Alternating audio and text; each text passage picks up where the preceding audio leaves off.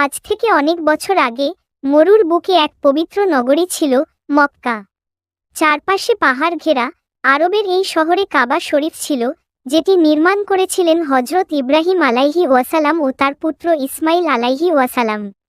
এই মক্কায় এক বরকতময় রাতে 570 খ্রিস্টাব্দে জন্ম নিলেন এক শিশু। তার নাম রাখা হলো মুহাম্মদ, অর্থাৎ প্রশংসিত। তার জন্মের আগেই বাবা আব্দুল্লাহ ইন্তেকাল করেন।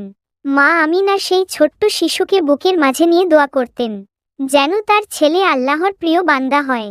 শিশু মুহাম্মদ সাল্লাল্লাহু আলাইহি ওয়াসাল্লাম খুব ছোটবেলাতেই মা আমিনাকেও হারান।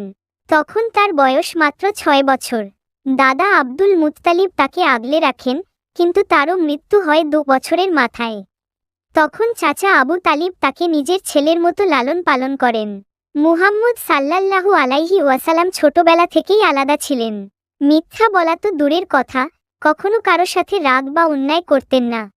সবাই বলতো, এই ছেলে একদিন বড় মানুষ হবে। যখন তিনি বড় হতে লাগলেন, তখন ব্যবসার কাজে চাচার সঙ্গে সিরিয়া পর্যন্ত গিয়েছেন। মানুষ দেখেছে, এই যুবক চিরন্তন সত্যবাদী, বিশ্বস্ত। তাই তাকে বলা হতো আল আমিন, অর্থাৎ সবচেয়ে বিশ্বস্ত।